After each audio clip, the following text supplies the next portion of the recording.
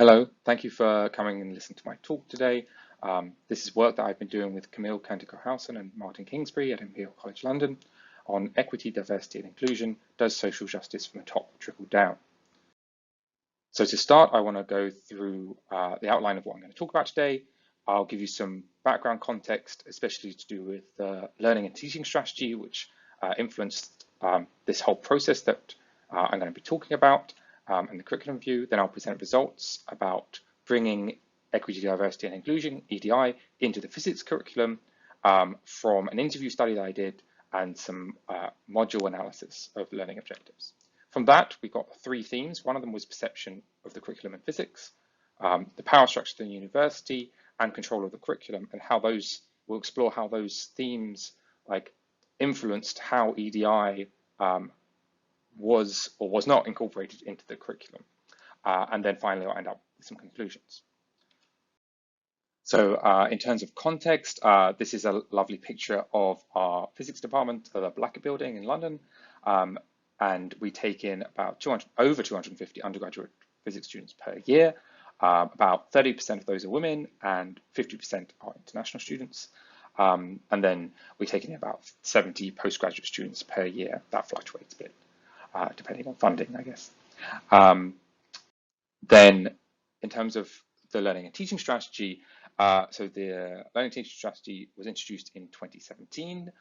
This is the document on the right-hand side in beautiful PDF format.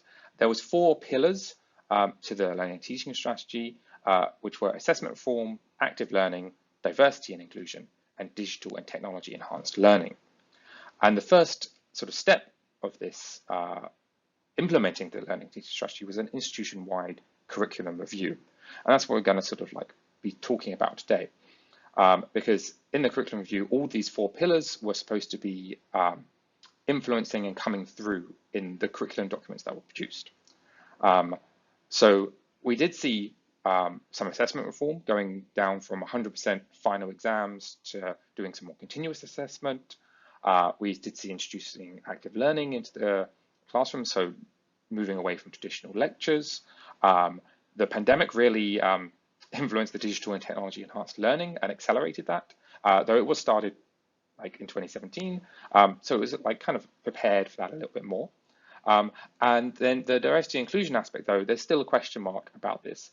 So in previous work that Camille and Martin did, they looked at the sort of program level, so the high level specifications for the courses, and found that the language that was used there was kind of superficial in some senses, and sort of more seen as like a tick box exercise. And we really wanted to sort of delve deeper down into this and sort of ask sort of what's going on, why is this happening, and what's actually happening on the ground in the departments. And this sort of, really motivated this deep dive into the physics department and interviews with staff there, academic and teaching staff, to find out, how the curriculum review was put into action. So now I'm going to sort of talk about the results of this study in terms of these 3 key themes. The first one was the perception of the curriculum in physics. And to do this, the perception of curriculum came up in the interviews, but to support this, we also looked at all the learning objectives across all the modules in the reformed curriculum, and basically tallied up the types of objectives they were, and found that the majority of those, here we see 45% of them were to do with physics laws, and it's really focused on the learning the physics content. So we see that the curriculum in physics is seen as the content of physics, effectively. Then relating that to EDI, in the curriculum, there's really was some uncertainty in the interviews for how EDI relates to physics. So Nikita here, which is a pseudonym, said, "I haven't taken EDI into account in my review, but I don't see how I can, to be honest." And this kind of made us think about how, if you're trying to put EDI into the curriculum and the curriculum is seen as content, then EDI is kind of being interpreted as content in that respect. And then what does it mean for EDI to be content, right? And what does that mean to put it into the physics curriculum? And Hilary said, I had to remove materials so they're learning less than they used to learn. So this kind of like, there's this like conflict between like physics content and EDI as content, which means that, you know, it's not really, might not be taking on as much. And this conflict is really sort of like embedded into the idea of being a physicist is knowing the physics, so knowing the content, and that link between the content and the identity of being a physicist means that anything that challenges that content also challenges the identity of being a physicist. So the next theme is power structures within the university. And here we found that there was a strong departmental identity. For example, Blake said the kind of top-down, slightly dictatorial aspect of the curriculum review, they liked rather less so, but the department mostly shields us from that, so that's good. And so there was a focus on what was perceived to be doable and achievable, which led to like the emphasis on the assessment reform and the introduction of active learning, as these were things that were more easily understood.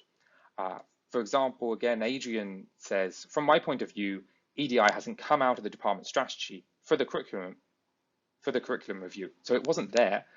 So that means at some point along this process, either consciously or unconsciously, that pillar got dropped in terms of like putting it into practice. Now, the third and final theme is the control of the curriculum and who has control of the curriculum. And we found that, you know, what is written down in the documents might not actually be done. So Blake said it's more down to the individual lecturer's choice than any systematic discussion of EDI in the course. Now, this has its advantages and disadvantages. For example, you can't have a whole institution-wide process telling everybody what to do because the lecturers are independent people. But it does mean that if there are lecturers who want to make these changes, they are also empowered to do that because of the institutional messaging about that EDI was a good thing to think about. So positive change can still happen. And this quote from Alex here, I think was very interesting in that they were talking about changes that they made to their course during the interview and were reflecting on it. And they said, I don't think it was presented as an aspect of EDI, but I think with hindsight, it is an EDI thing. It may not have been anybody saying, we need to do this for equality and inclusion reasons. It was things like saying, well, we've got people who've got very different backgrounds. Some of them have never done this thing before. And so this really shows that there is a desire to implement EDI in the curriculum, even if it was not recognized as EDI or as part of the curriculum. And so on that sort of positive note, I want to move on and just bring us to some conclusions about the work. We found that the EDI pillar was either consciously or unconsciously dropped in favor of the other pillars. And the reason sort of for this was that we hypothesized is that EDI was seen as content and challenged the place of physics content. And that tight connection to physics identity meant that there was a more, that the challenge was even greater than just sort of like shifting out what should or should not be in the curriculum. There was institutional messaging that wasn't just hierarchical, but sort of went around the hierarchy as well, saying that EDI was important. And that empowered, to some extent, the local action and individuals to take action where they thought change was needed. And so to answer the question from the beginning, does social justice from the top trickle down? We did find that it does trickle down, but really trickle is the key word there. So I'd like to finish just by thanking Jesse Dirk for helping with some of the inter-rater reliability and the coding, and of course Imperial College for funding this work. On the bottom right here, there's a QR code that links to the Imperial Physics Education Group webpage if you want to find out more about what we're doing and who is in our group. Thank you very much for listening.